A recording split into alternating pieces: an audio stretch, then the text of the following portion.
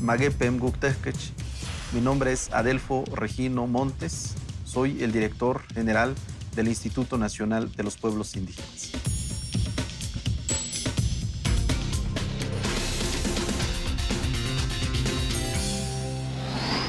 Tenemos en el país un nuevo instituto, el Instituto Nacional de Pueblos Indígenas, que sustituye a la Comisión Nacional para el Desarrollo de los Pueblos Indígenas, y su titular hoy está con nosotros. Dios Cujuye Cutemina, Adelfo. Dios Cujuye Katia, Siam, Chagay Roja, Mochado de programa, es muy TV Azteca.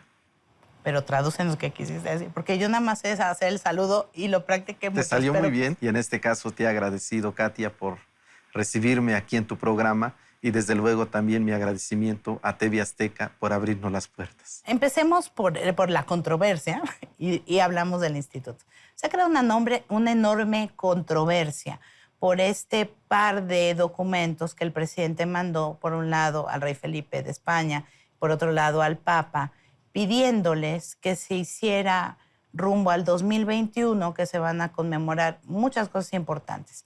500 años de la conquista, 500 de la caída de Tenochtitlan, y por lo menos 200 años de la consumación de la independencia de México, que se hiciera una relatoría de los acontecimientos, pero que se pidiera perdón por todos los abusos que se dieron durante la conquista.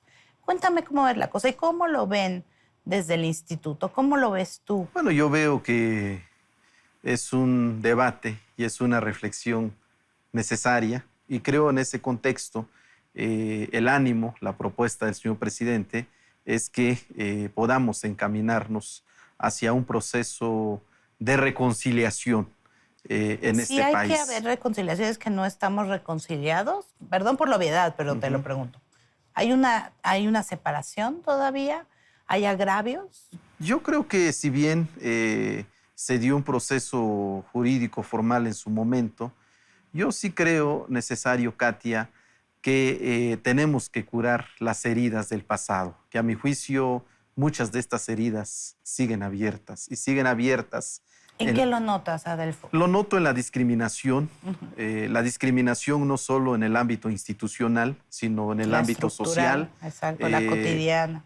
Noto, por ejemplo, cómo siguen llegando empresas en este país, particularmente empresas españolas.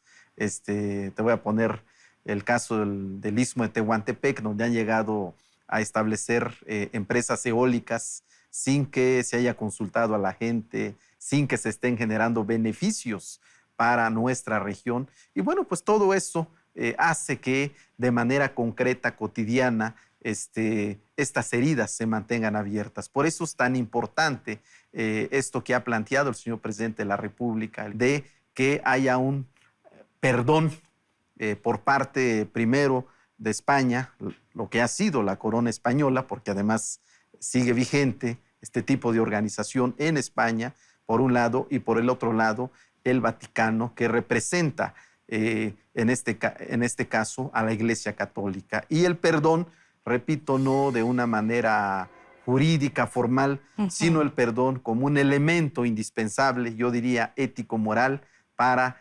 la vida de nuestro país y de quienes nos hemos sentido agraviados en esta historia reciente. Sé que el tema de los pueblos y comunidades indígenas es enorme, tiene muchas aristas, debe ser visto de manera transversal en absolutamente todos lados. Pero si yo te preguntara, ¿cuáles son los 3 objetivos más claros que tienes en el instituto, que se han platicado? Las 3 urgencias o las 3 políticas más importantes públicas que se deben hacer. ¿Cuáles dirías que son?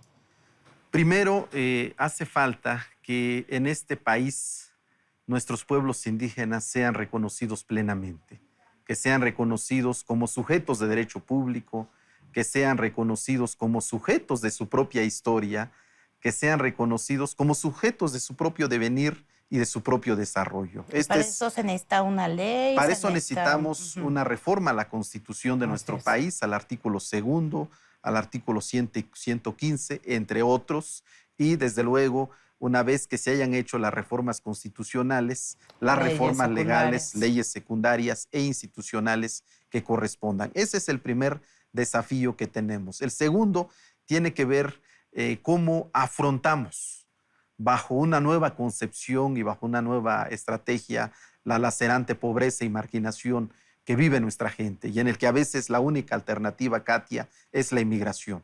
Nuestros jóvenes, particularmente al no tener oportunidades de empleo, oportunidades laborales en las propias regiones indígenas, donde además hay una gran biodiversidad, allá hay riqueza. Pues es la paradoja, o sea, tenemos una gran riqueza natural, joda, digo yo. cultural, y tenemos una lacerante pobreza. Bueno, ¿cómo desarrollamos procesos de desarrollo en las regiones indígenas a partir de las propias concepciones de nuestros pueblos, sin ningún tipo de imposición y aprovechando todas las potencialidades naturales que tenemos en cada una de las regiones indígenas de México? Y un tercer desafío, Katia, para mí muy importante, es cómo fortalecemos nuestras culturas y nuestras lenguas, porque un dato muy doloroso que hay que comunicar a todos los mexicanos es que las lenguas indígenas se están perdiendo de una manera muy acelerada, particularmente en la población, en la niñez, en la juventud y en la adolescencia. Entonces,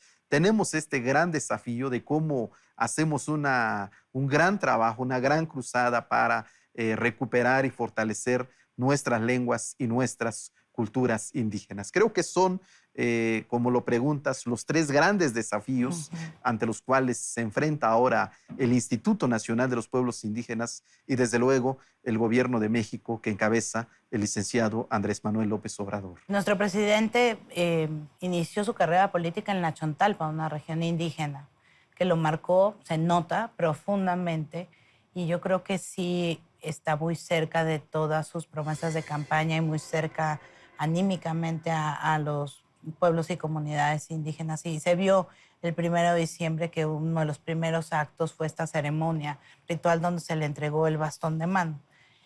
Sin embargo, ha habido muchas críticas porque, por ejemplo, se considera que la consulta a pueblos y comunidades indígenas, que ya es una obligación de acuerdo a tratados internacionales y de acuerdo al segundo constitucional, pero no está reglamentada del todo, no se ha hecho bien o está en el proceso de hacerse, sobre todo en el Tren Maya, con un proyecto que tampoco está claro, el del Tren Maya.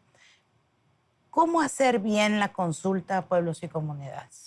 Bueno, el primer desafío que tenemos, Katia, es en efecto cómo llenamos este vacío, esta laguna legal. Porque si bien es cierto, la consulta indígena está reconocida en el convenio 169 de la Organización Internacional del Trabajo La OIT. y en algunos instrumentos jurídicos internacionales, como es el caso del artículo 19 de la Declaración de las Naciones Unidas sobre los Derechos de los Pueblos Indígenas, lo cierto es que este derecho no está reconocida ni en la Constitución mexicana. Yo pensé que sí estaba en la Constitución, en la ¿no? Constitución mexicana, en algunas cuestiones muy específicas, por ejemplo, Plan Nacional de Desarrollo, la cuestión de la educación, fundamentalmente, pero en otros aspectos, por ejemplo, el tema de tierras, territorios y recursos, no está reconocida constitucionalmente el derecho a la consulta y mucho menos tenemos una legislación secundaria en la materia. De modo que el primer desafío que tenemos como Estado mexicano, no solo como gobierno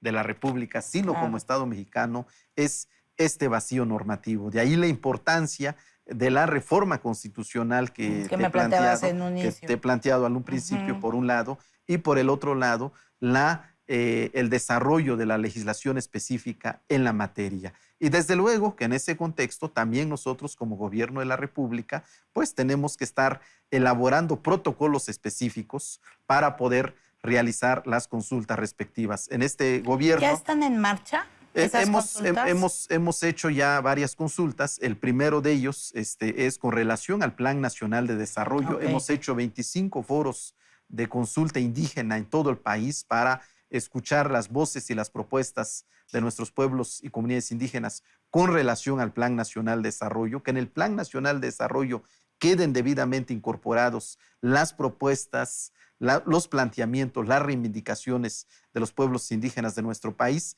Y el pasado 30 y 31 de marzo acabamos de hacer 7 asambleas regionales consultivas con relación al programa de desarrollo del Istmo de Tehuantepec, que es uno de los 25 proyectos estratégicos del señor presidente de la República, y lo que hemos buscado fundamentalmente en esta consulta es que se escuche la voz de nuestras autoridades comunitarias, municipales, para que sus propuestas, sus planteamientos sean incorporados en el programa de desarrollo del Istmo de Tehuantepec. Eso es lo que estamos realizando por dos razones básicas. Tú ya lo comentabas. Uno, es un mandato legal, es una obligación legal y la ley no está sujeto al capricho de nadie, uno. Y dos, por una cuestión de convicción, por una cuestión de principios, escuchando la voz de nuestros pueblos y de nuestras comunidades, la voz de la ciudadanía. Bueno, tú eres abogado, se nota. Y fuiste asesor al inicio de tu carrera del EZLN, del Ejército Zapatista de Liberación Nacional, que ahora está pues, muy enfrentada con el gobierno de la República de izquierda. ¿Tú cómo vives eso?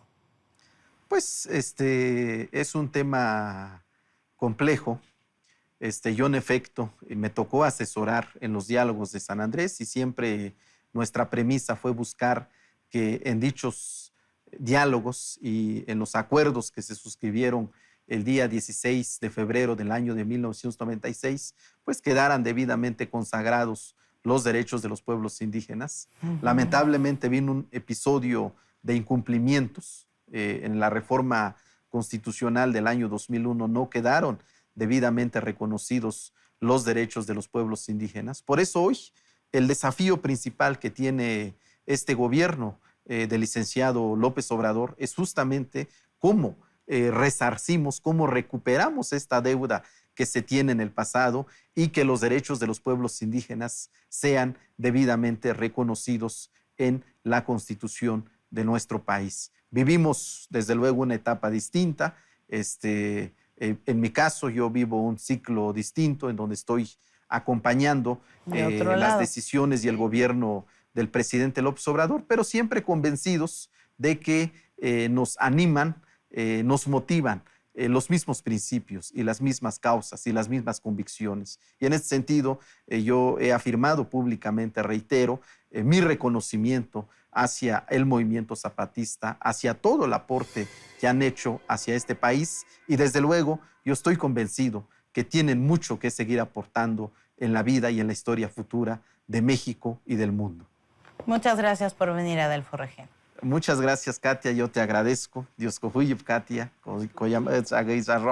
y como siempre, te escuchamos con mucho afecto en las cámaras y también te leemos en los medios en los que has tenido el privilegio de escribir. Muchísimas gracias, Adelfo. Ustedes no se vayan, hay más de esta entrevista con Adelfo Regino y como siempre los espero en Facebook y en Twitter.